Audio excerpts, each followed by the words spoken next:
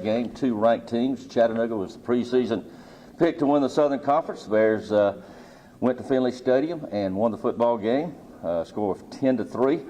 The Bears held the Mocs to only 19 yards rushing, and the Mocs were 0 of 12 on third down attempts. We had a blocked field goal attempt by Dacius Miller. Miles Redding intercepted a pass in the second half. Real quick before we bring up Coach Jacobs to make his comments and take questions, the Bears are the FCS National Team of the Week. The Bears are first in the nation in scoring defense at 5 points a game, first in rushing defense, 13.7 yards a game, first in third down percentage, and first in tackles for loss, second in total defense. For that, I'll bring up Coach Jacobs. Good afternoon. Thank you for being here. Just really proud of our guys and the way they carried themselves, right? We knew we'd have a challenge, right? Not just a first road game, but our SoCon opener at the preseason #1. Chattanooga's a team that had beaten us 2 years in a row. So really challenged our guys. We knew that they were a physical operation, and so really challenged our kids last week in practice to match that intensity, to match that physicality or enhance it. I thought, our preparation last week led us to playing well. You heard some of the defensive stats. Anytime you can hold the team 0 for 12 on third down, anytime you can hold them under 100 yards rushing, and in this instance under 25 yards rushing, it gives you a tremendous opportunity to win a football game. Really impressed with the way that our defense played.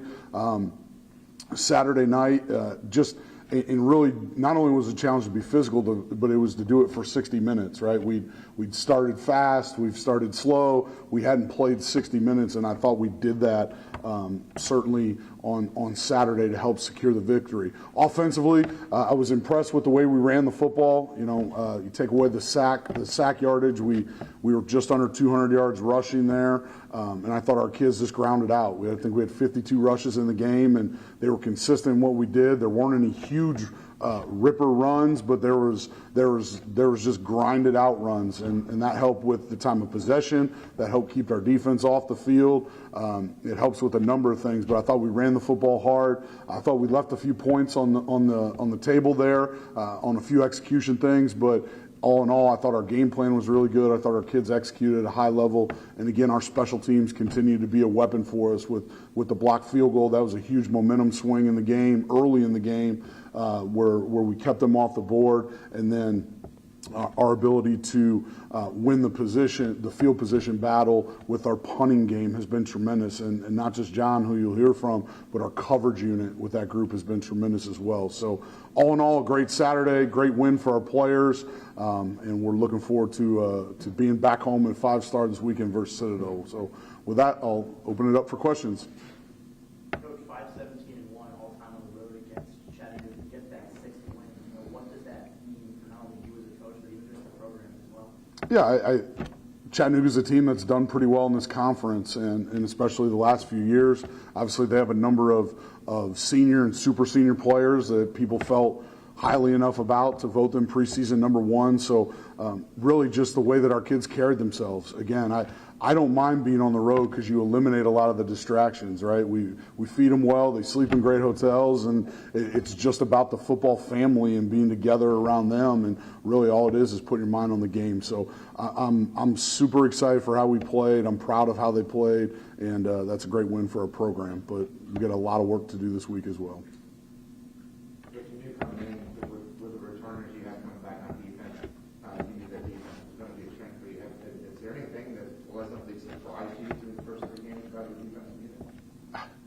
I mean, it's all. I don't know that I've been surprised with anything. I'm really happy with the way that they play. I think that group, they're playing like a unit that's got something to prove, and they're doing it in unselfish ways. We're playing a ton of defensive linemen right now. We got a rotation in linebacker there, and then we have several defensive backs who are also rotating in. So it's not just been the same 11 guys that have done it for us. It's been different combinations, and I think their willingness to buy in, I think their willingness to run to the football and make effort plays, and then just the physicality which they've shown has led to their early success. Talk about your offensive line a little bit. How has that improved? I know that was a point of emphasis this summer. Yeah.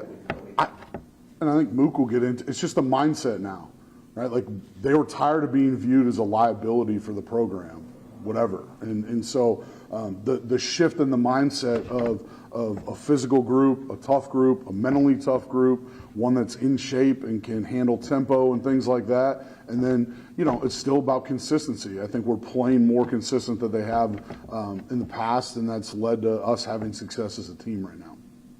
Coach, congrats on your first SoCon win. Thank you. What did you see good from the offense on the road?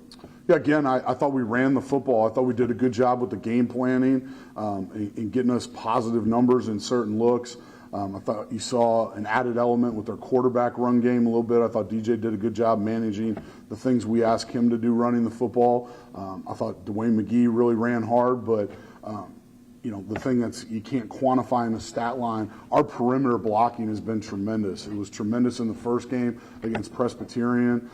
It was good against Bethune, but it was really good last week. Those wideouts, those running backs and tight ends that are out on the perimeter are doing a terrific job. They've bought into being physical, and they know if they block, they earn the right to catch passes at some point. So really impressed with that group. You talked a little bit about DJ doing what you need on the ground a minute ago. This is a really big test for him on the road.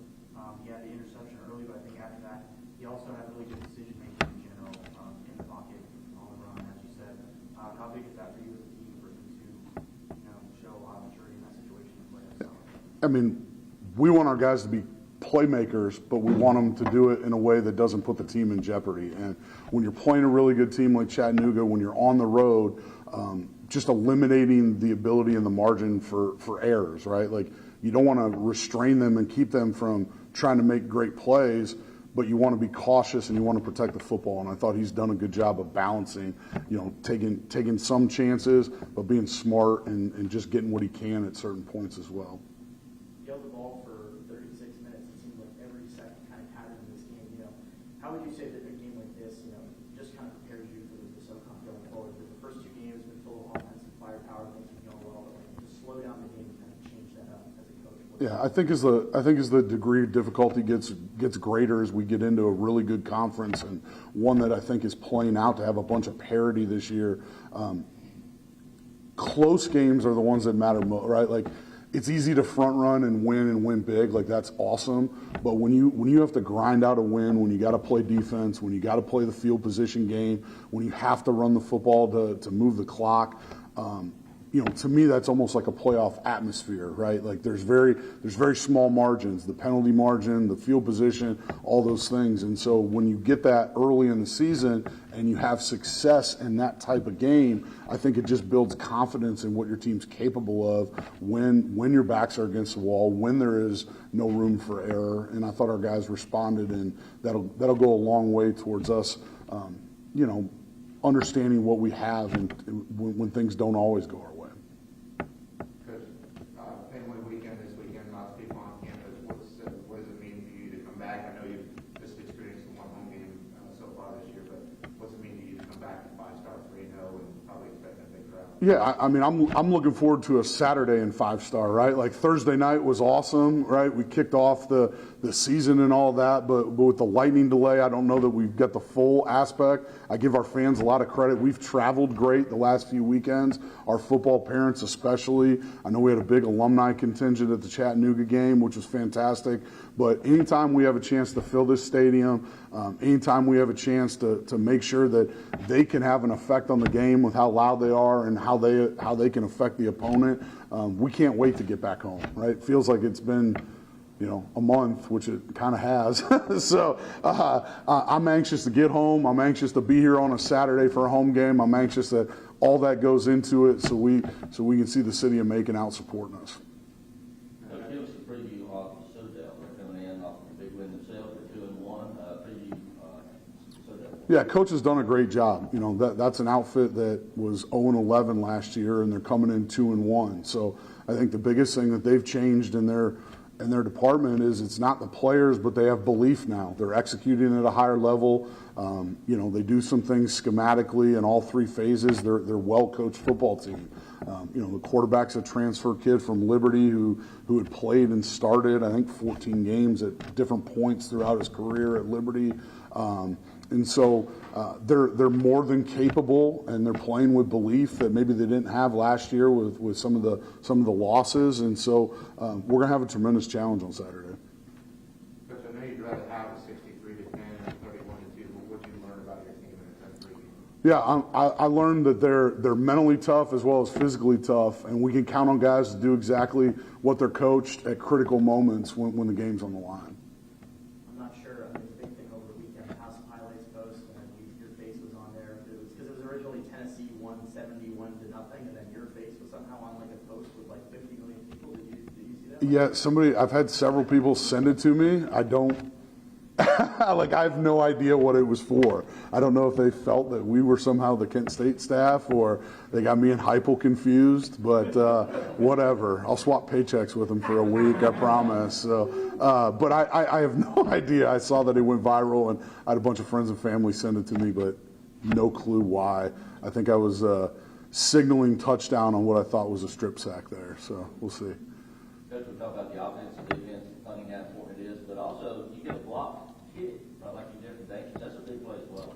Yeah, I mean, that was a tremendous momentum shift. And, I think there's 3 or 4 of those plays in the game, again, that have no bearing on the stat line necessarily where you could quantify it, but the blocked field goal from a momentum standpoint from a tight game that could have come down to 1 or 2 scores. And so that was a huge play. We emphasize playing the next play with our kids. And, you saw TJ Moore got beat early in that game, but he made the tackle without just conceding a touchdown, and we held him to a field goal. That was critical, right, when you only win by a touchdown. And so that was a big play. And then, as you and I talked, and we joked a little bit, Rick, but, we come out, we don't make the best decision to field the second half kickoff, so we end up with the ball on the -1.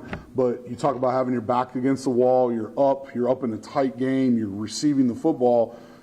To see our kids get 2 first downs, and those of you guys that have ever attended a scrimmage with us, you know that we start every scrimmage in the backed up situation, and the goal isn't always to score necessarily, but it's to flip the field and get 2 first downs, and we were able to do that. So those are 3 really important things that I think happened in the game that will make us a better team that we can lean on, the ability to play the next play, the ability to continue to play high-end special teams, and then when you have your back against the wall, not get frantic, not panic, and just do what you do and move the football. And I thought those all led to us being successful and winning on Saturday.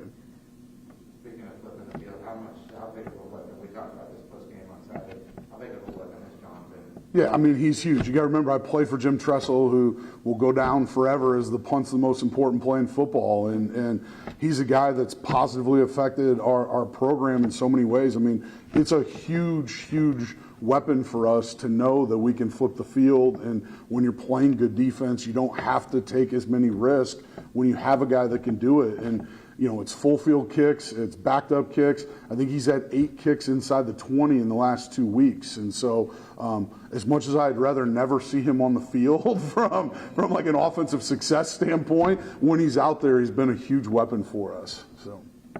Coach, in preseason, everyone has talked about how their goal is to get another SoCon title, or actually the first SoCon title. So for you, how did it feel for you and the rest of your staff and your players to be one step closer to that? Yeah, I mean, we have a saying, it's on half the doors in our locker room just to be 1-0, and it's really because the focus has to be solely on that week's opponents. We know this is a really tough conference. I mentioned it earlier. I think there's more parity in the league this year than maybe there has been in the last 5 or 6 years. And so that was one step in the right direction. But to do it on the road, to do it in our SoCon opener, again, I think it's just a testament to some of the leadership that we have from the players and how bought in they are to what we're doing and how we're trying to play football. Okay, anything else for Coach Jacobs? Thank you. I appreciate it. Well, we talked about the weapon. Let's bring the weapon up. John McConnell, redshirt junior, a punter, transferred from Marshall. A lot of times you want a punter either to punt long or you want him to pooch kick the opposing team deep in their own territory. This guy had one Saturday. He punted it long and it died inside the 5-yard line. So, John, come up. How's it going? First time up here. Give us a little opening statement about yourself, John, and how this year's going for you. Yeah, it's been a good start, and I think the main goal is just to keep it going. You know, we started fast. We have a really great punt unit, really great special teams buy-in. So, goal is just to keep moving forward and keep executing. John, 7 punts on Saturday, 4 inside the 20. I don't know what kind of goes through your head when you kind of hit a really good punt, because I'm sure you've seen over the weekend, not only college and pro level, it seems like a lot of games are won on a really good punter too. Yeah, I mean, it's exciting. I'm always happy when that happens, but yeah, I mean, that's always the goal, just to be an effective player for your football team and help the team win. Coming off your SoCon Player of the Week performance, how do you feel going into this game? I mean, you did 7 punts. Some people would say they don't want to see the punter at all. How do you feel? Yeah, I mean, a little bit more action, but, you know, it was good being out there. You know, I enjoy punting. I enjoy holding even more when, you know, it's for an extra point. But, yeah, I mean, it really is a great unit out there. We have really great players out there, a lot of starters, a lot of older guys, some younger guys, really great long snapper, which makes my job a hell of a lot easier. So it's good. John, you shared with us in the post-game Saturday, but your decision and why you wanted to come to Mercer and how comfortable you are now that you're here. Yeah, it was. I'm really happy I made the decision to come here. You know, I love Coach Jacobs. I love Coach Yu. It was a pretty easy decision to make when it came down to it. But it's been great being here. It's a great group of guys, great special teams room. Really grateful to be here and excited to keep going. We always hear from other guys, you know, I always want to be the quarterback, or I always want to be the wide receiver. How long did you want to be a punter? Yeah, I didn't always want to be a punter, I'll say that. You know, I started playing football in middle school and grew up playing soccer, so I had a good leg. So I was a kicker, punter, then got to high school, and there was a need my freshman year for a kicker and punter. And I fell into that spot at the perfect time and kind of just kept rolling with it. John, you've done both of these this year, but what's your favorite punt, the 50-plus yard punt or the punt that dies inside the 5-yard line? The one inside the 5. I love that punt. There's nothing better than seeing someone down the ball tight and seeing the defense go out there. It's the most fun playing football for me. What kind of a relationship on the team do you have with the guys that are going down there on special teams down in the punt? You know, obviously you can really boot it, but it depends a lot on them. So how do you interact with them? Oh yeah, I mean all positive stuff. You know, those guys are great, and I'm very, very grateful for them and their effort and their buy-in for everything, because it is important. You know, playing on special teams, just being a specialist, you are kind of secluded in some ways from the rest of the guys, but being able to be in all those meetings and hang out with them in the locker room, I think definitely helps. A lot of great punters through the years, and you idolize most. Yeah, I mean, there's definitely a lot of guys. I mean, my favorite guy to watch is A.J. Cole, punter for the Raiders. He's probably the best in the world right now, so watching him do it, watching all the pros do it, watch some of the college guys. Have been lucky to be around a lot of really successful punters, both college and NFL, just throughout my career and, you know, training and camps and stuff. So it's always great to be around really successful guys and just pick their mind, see how they feel, how they train, how they look at different aspects of the game, and just going from there. All right, anything else for John? John's normally a punter, but he's about to be a sprinter. He's got a class at 12:30, so we're going to let him get out of here. Appreciate y'all. Thank you, John. All right, we'll bring up now, you know how Coach likes to run the football. Whether you're going to run it, you got to have the guys up front that can make some holes. We're going to go to Israel Mukwiza, redshirt senior, a native of the Bronx, New York. Mook, come up and give us an opening statement about how the offense is performing. Hello, everybody. Overview over the game, I feel like as an offensive line, we played pretty good. You know, we had a challenge coming into this game. You know, they had a good defensive front, so they challenged us all practice. Coach Jacobs and T.O. emphasized us to be more physical, and we took on that challenge. And I feel like as an offense, we could have left some points on the board, but all in all, we came out with the win, so I'm happy. Israel, you guys were out there for almost 36 minutes. You know, what's that like? You're going to be having to play a more prominent role in the offense and just being out honestly, there's a lot of plays that go into it, and at practice, they emphasize like conditioning, so like going towards the ball each play.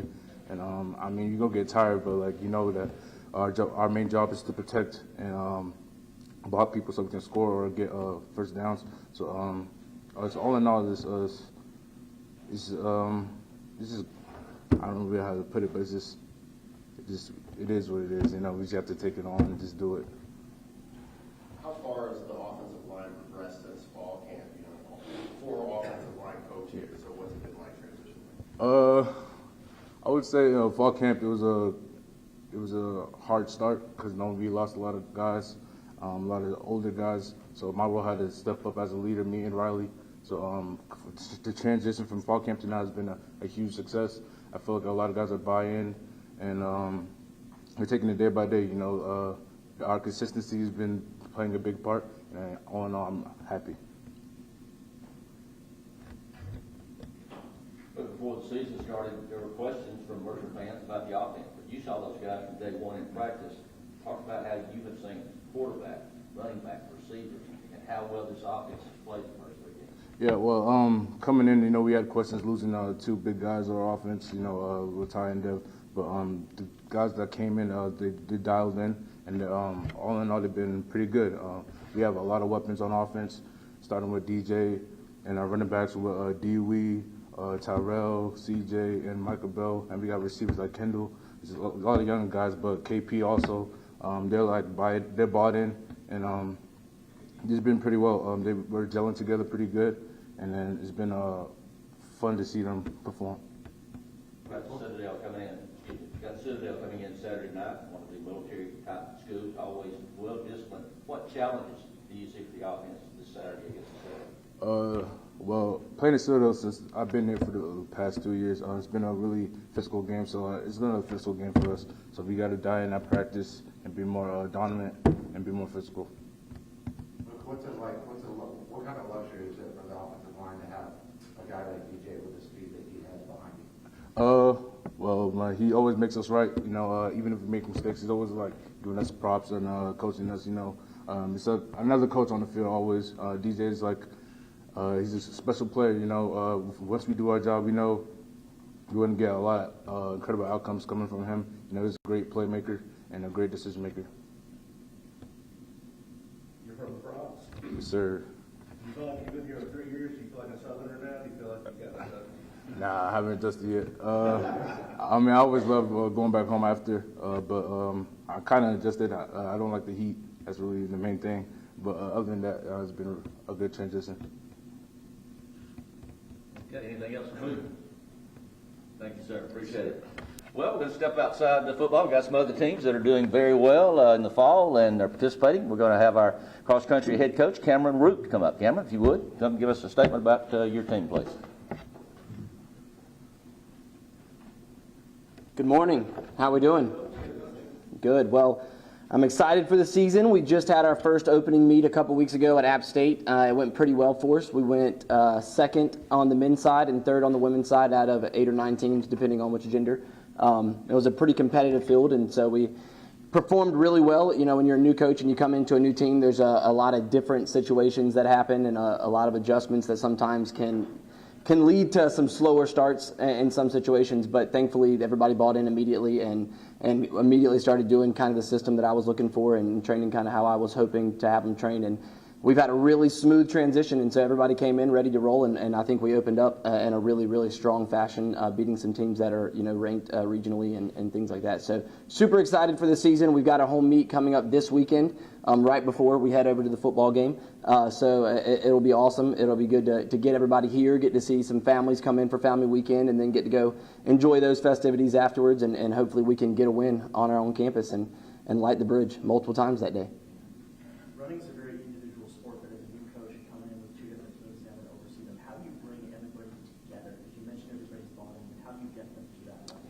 Yeah, it's a great question. I think the main goal is to get everybody to realize that even though it's an individual sport, we're still competing for a team championship and for team successes as well. And so it is very individualized in some ways, but it's also very team focused in other ways. So in cross country, you have to have 5 people get to the finish line, at a lower finish overall than the other teams do. And so you can't do that unless you also have your teammates with you pushing you to get to the finish. And so a lot of us is working on getting everybody used to running in groups, using each other to run faster, which I know is a concept that might be a little bit weird to non-runners, but getting people in packs and competing, because when things get hard, it's a lot easier when you have people with you pushing you to be competitive. What's the strength of this team? What do you think, what that you've been able to see thus far? I know it's early. Yeah, that's a great one. So I think each team is a little different. So on the men's side, we have a lot of age, and so it's a very mature group. We do have a few younger runners, but they're very competitive. They can hold each other accountable. They know immediately what they're doing. I tell them what to do. They get to it immediately. And so it's a very mature team. There's not many issues. Typically, I tell them what to do. They're immediately on it, which leads to a lot more consistency in races, consistency in training, and it's a lot more competitive when you have that. And on the women's side, it's the complete opposite, which is also a strength, where we have a really, really young group. I mean, right now, I think at this point, due to an injury or a sickness, really, we're down to almost nobody from last year's top 5 are back, and so it's a very, very young group. And with that being the case, we have 3 or 4 freshmen that are in competition to be in our top 5, and so it's super exciting in some ways, but it's also a little scary in other ways. But with that being said, they're handling it well. A lot of times they're more open to learning new things, and they're more excited to try new things, and so you can push their boundaries a little bit more, whereas when you're a little bit older, sometimes it's harder to push things that they're so used to and accustomed to. And so I think even though they're complete opposites, I think there are strengths to both sides of it. You have a veteran like Lewis Ganey coming and talking about the program recently. What was that like? What kind of advice did he offer to the team? What did you learn as a coach as well? Yeah, absolutely. He is a veteran. He is a legend of the sport out of Georgia, and so he was an awesome tool to use, and it's awesome that John Peach was able to make that happen. But he came in, and for the kids, I think it's awesome just to see how he did things with little resources then, because he coached at Georgia in the 70s and 80s, and so the resources at Georgia were not very good at the time. And so he showed that you can be super competitive no matter what you have to work with. Really, at the end of the day, it's you individually that kind of chooses what kind of commitment level you're going to have. And so I think they really bought into that immediately and loved hearing those stories of, working with all the legends that he's coached over the time. And for me, it was just cool just to talk to somebody that's been in the sport for so long. The landscape of the sport has changed dramatically in the last, 30, 40, 50 years. And so just seeing the shifts and seeing how far the sport has come, and then learning also some of the things that are very similar and some of the coaching strategies and tactics that still work from then to now. And so I got to talk to him for a while prior and afterwards, and he's an awesome guy, and it was really cool to learn some of the stuff he had. Anything else to go through? Thank you, sir. Appreciate it. Thank you. Okay, of course, should be an exciting weekend. It's family weekend. I'm sure you picked up on. Kickoff is at 6 o'clock. For those folks of you who are representing TV stations, please tell your meteorologist that Mercer University is very thankful. The forecast is 82 degrees and no bad weather, so we appreciate it very much. All right, please feel free to join us for lunch, and we'll see you again next week. Thank you.